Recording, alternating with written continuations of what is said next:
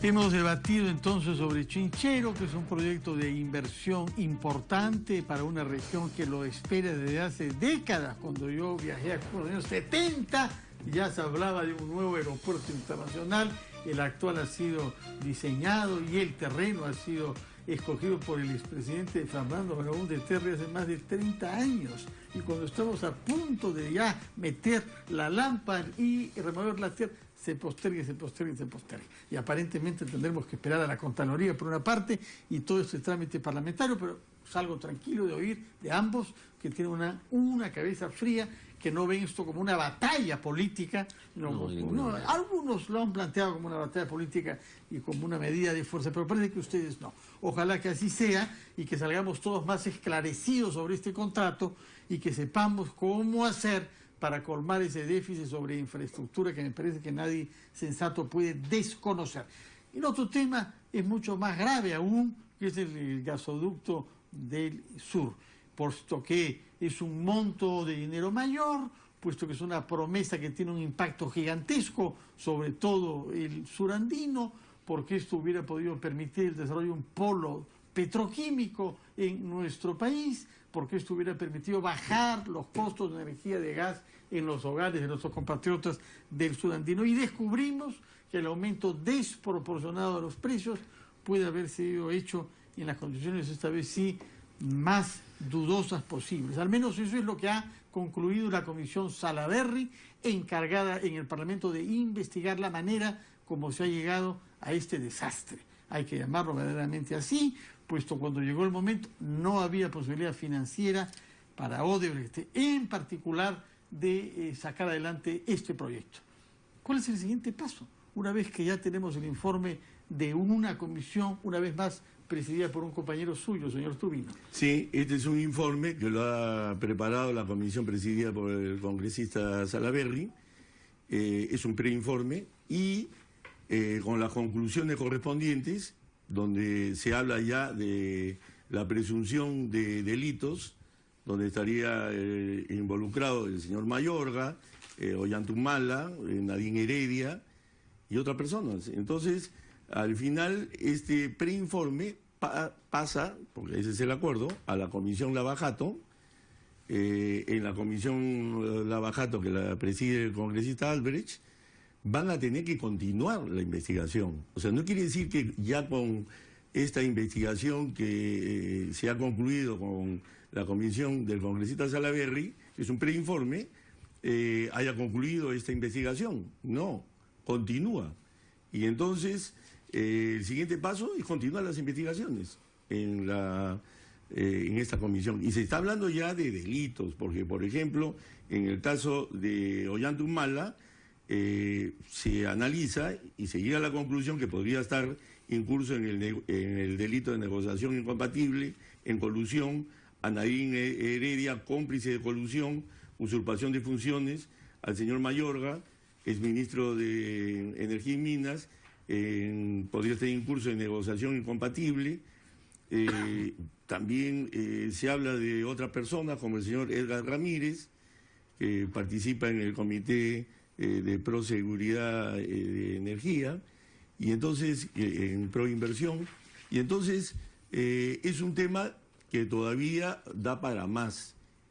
Y ahora, lógicamente, ya las campanas comienzan a sonar, porque estamos hablando de delitos penales, estamos hablando, y ya es lo que preocupa a todos los peruanos, de que acá se hablaba de una inversión de 7.300 millones de dólares, entonces, y que todos estábamos pagando, más que lo de Chinchero, ¿eh? Y que todos estábamos pagando, porque en este caso sí, lo estamos pagando todos con nuestra cuenta de luz, y entonces es todo un tema que lo estamos siguiendo y que todavía tiene que continuar. Se dice que el señor Edgar Ramírez, que habría sido impuesto por el ministro de Minas, Eleodoro Mayorga, había hecho consultorías a título privado a Odebrecht y luego, en su calidad de funcionario público, se precipitó a conceder esta licitación. ¿Qué dicen los miembros de su bancada, señor Ceballos? Hay que ir a fondo en esto, porque además, incluso los 3 millones que se señala que le habría dado para la campaña el señor Barata al binomio Humala Heredia, aparentemente va a ser mucho más, porque estamos hablando de una cifra pues enorme, ¿no?, de dinero acá que se ha manejado, y ya se señala que hay más de 130 millones de pérdida para el Estado, ¿no?, en este juego de cosas, ¿no? Además es evidente que a Edgar Ramírez lo puso pues en el Comité de Proseguridad Energética pues el Eleodoro Mayorga, ¿no?, el ministro de Energía, ¿no? Y todo indicaría, de acuerdo al propio informe de la Comisión Salaverry, que habría sido por recomendación de Nadine Heredia, ¿no? Entonces acá empieza a aparecer un tinglado de cosas, una colusión realmente sumamente preocupante y vergonzosa para el país, ¿no? ¿Cuántos más hay? Ese es un tema muy interesante detrás de esto, ¿no? Y cuánto realmente ha afectado al país todo esto, ¿no?, económicamente y en lo que tiene que ver con la confianza que podemos tener en la gente que elegimos, ¿no? Es terrible esto realmente. ¿Qué cosa piensa su bloque político, el Frente Amplio, con los matices que hay entre las corrientes diferentes, sobre este tipo de modalidad de inversión? ¿Cómo hacemos para reunir ese capital y hacer una inversión de este tipo?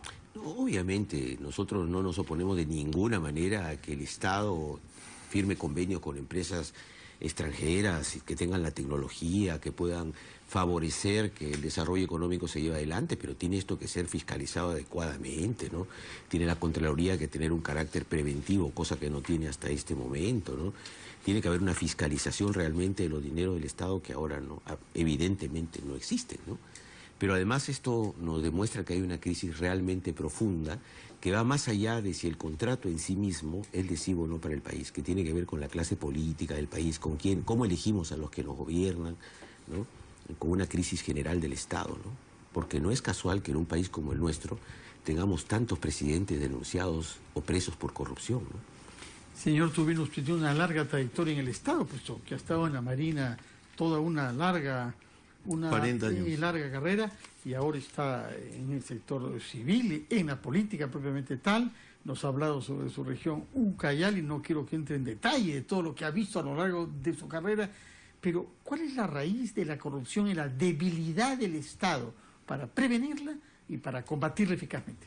El tema de la corrupción, y como bien lo sabemos la mayoría de peruanos, porque los peruanos hoy día claman dos cosas: cero corrupción y máxima transparencia. Y ojo que el tema de la transparencia se le hace un trabalenguas a muchos políticos hasta hoy. ¿Qué significa ser transparente? No dejes dudas de tu accionar. Todos los políticos en el Perú dejan dudas, muchas dudas. Y eso es lo que hay que cambiar también. Entonces, no es solamente no ser corrupto, sino que ser transparente. Que eso también es algo que hoy día la población peruana clama. Eso es algo muy positivo. ¿Yo qué cosa puedo decir? Yo puedo decir, con la experiencia, con la cana que tengo en la cabeza, de que el Perú de hoy no es el Perú de hace 10 años ni hace 20 años. El Perú de hoy es un país más afianzado democráticamente. Es un país que sí lucha contra la corrupción hoy día, porque su población hoy día tiene muchos desafíos, como la lucha contra la pobreza, pero al lado de perder, por ejemplo, 10.000 millones de soles del presupuesto por corrupción anualmente, no vamos a ningún lado. Entonces, yo creo que en eso tenemos que ser muy, pero muy firmes, y todas las bancadas políticas, de luchar todos contra la corrupción, porque es un clamor de la población. Y entonces, y continuar hacia adelante. Y en todos estos procesos, llegar hasta las últimas consecuencias, sin ningún tipo de miramiento o consideración de otra índole, sino mirando el futuro del país. Y eso es muy importante. Y yo creo que estamos encaminados en ese camino. Ayer el Congreso ha dado señales claras, votando por unanimidad un proyecto de ley. 111 sobre 111 votaron, ¿no? Así es, pero un proyecto de ley donde muestra que efectivamente todos estamos comprometidos con este sentir del pueblo y vamos a cumplirlo. Pero tenemos que seguir impulsando estas investigaciones, que se lleguen hasta las últimas consecuencias, y hacerlo con profesionalismo. Tampoco hacerlo con odio, ni haciéndolo tampoco como revanchas políticas, sino haciéndolo buscando la justicia y haciendo las cosas bien. Señor Ceballos, ¿quiere matizar algo a lo dicho por el Sí, señor Tubino? yo no soy tan optimista realmente. Yo creo que lo del Congreso ayer fue algo alentador, fue muy bueno, pero es algo todavía muy parcial, ¿no? Si uno le pregunta a la gente en la calle si realmente cree de que el Estado está preparado para luchar contra la corrupción, hoy vamos a encontrar que la respuesta es no.